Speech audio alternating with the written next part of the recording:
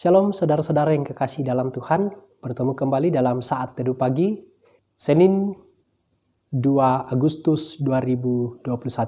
Saya Pendeta Arif, mari kita bersama-sama dalam perenungan toples kehidupan. Sebelum kita membaca dan merenungkan firman ini, mari saudara-saudara kita satu dalam doa, kita berdoa. Puji dan syukur Tuhan untuk pagi teduh saat ini, kami akan bersama-sama membaca dan merenungkan firman-Mu. Berkati kami Tuhan dalam mengawali pekan kami. Dalam nama Tuhan Yesus kami berdoa. Amin. Saudara-saudara, bacaan kita dari Kolose pasal 3, ayatnya yang ke-23 sampai 24. Firman Tuhan, apapun juga yang kamu perbuat, perbuatlah dengan segenap hatimu seperti untuk Tuhan dan bukan untuk manusia. Kamu tahu bahwa dari Tuhanlah kamu akan menerima bagian yang ditentukan bagimu sebagai upah. Kristus adalah Tuhan dan kamu hambanya. Demikianlah firman Tuhan. Bapak Ibu saudara-saudara, di sebuah kelas filsafat ada seorang profesor yang parubaya masuk dalam kelas dengan membawa berbagai perlengkapannya.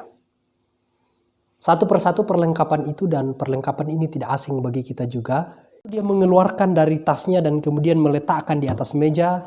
Satu persatu batu itu dimasukkan ke dalam toples.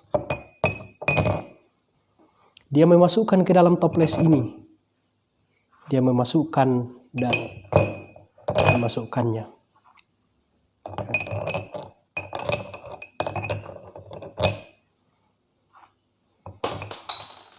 Setelah dia memasukkan, dia mengangkatnya dan bertanya kepada mahasiswanya, apakah toples ini sudah penuh?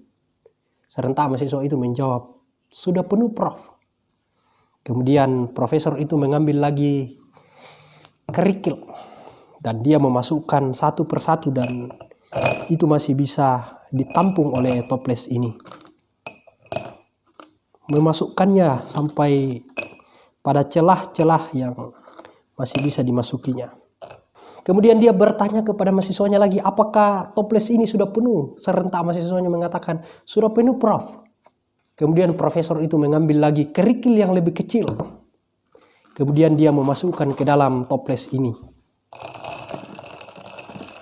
Dan ini masih masuk, masih bisa dimuat. Dia menggoncangkannya sampai kerikil-kerikil itu mengisi rongga-rongga yang masih kosong.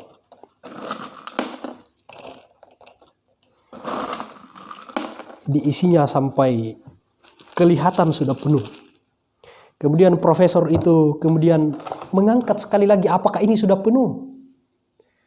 Semua mahasiswa mengatakan penuh Prof. Kemudian dia mengambil lagi pasir untuk diisinya. Profesor ini mengambil pasir dan mengisi ke dalam toples ini, diisi sampai kelihatan penuh. Dan kemudian profesor itu mengguncangkan sampai mengisi rongga-rongga yang masih kosong. Dan terisi rongga-rongga yang masih kosong tersebut. Sampai penuh. Kemudian mengambil lagi segelas air untuk diisi ke dalam toples ini.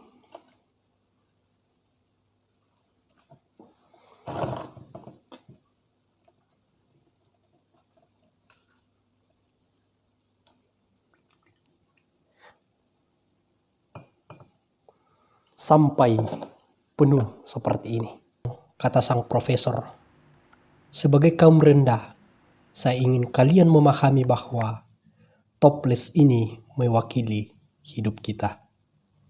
Batu-batu adalah seperti halnya keluarga Anda, makanan, kesehatan, teman hidup Anda, teman bermain, teman kerja, dan lain-lain. Kerikil adalah hal-hal lain yang penting seperti pekerjaan Anda, rumah Anda, mobil Anda. Pasir adalah segala sesuatu yang kecil-kecil sebagai pemanis dalam hidup saudara. Ketika Anda meletakkan pasir ke dalam toples pertama, tidak akan ada ruang untuk kerikil atau batu-batu itu. Hal yang sama berlaku untuk hidup Anda. Jika Anda menghabiskan seluruh waktu Anda dan energi Anda pada hal-hal yang kecil, saudara-saudara tidak akan memiliki ruang untuk hal-hal yang penting bagi saudara. Perhatikanlah hal-hal yang sangat penting untuk kebahagiaan saudara. Luangkan waktu untuk keluarga. Batu-batu itu hal-hal yang besar, benar dan penting. Tetapkanlah prioritas saudara. Sisanya air. Setelah profesor ini menjelaskan, ada seorang murid dari belakang yang bertanya, mengangkat tangannya dan bertanya, "Prof, air itu menggambarkan apa?" Profesor tersenyum dan mengatakan, "Aku senang kau bertanya. Ini hanya untuk menunjukkan kepada saudara, tidak peduli seberapa penuh hidup Anda, selalu ada ruang untuk air. Dan air ini adalah ruang untuk rehat sejenak, untuk beribadah dan sujud kepada Tuhan yang Maha Kuasa." Luar biasa. Bapak Ibu Saudara-saudara, rupanya yang menjadi prioritas hidup kita adalah meluangkan waktu kita untuk Tuhan. Waktu untuk teduh, waktu untuk beribadah kepada Tuhan. Kalau Kolose 3 ayat 23 katakan, apapun juga yang kamu perbuat, perbuatlah dengan segenap hatimu seperti untuk Tuhan dan bukan untuk manusia. Ya, ada batu, ada kerikil, ada pasir dalam hidup kita ini. Diibaratkan seperti itu, itulah kebutuhan kita sehari-hari. Namun sekali lagi, ada hal yang lebih penting. Ketika minggu kemarin kita merenungkan tentang roti hidup, di mana Yesus Kristus adalah roti hidup yang kekal. Yang pada saat itu orang-orang banyak mengikut Yesus.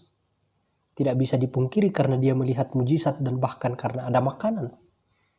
Itu berarti ada motivasi lain karena ada sebuah persoalan makanan yang dilihat.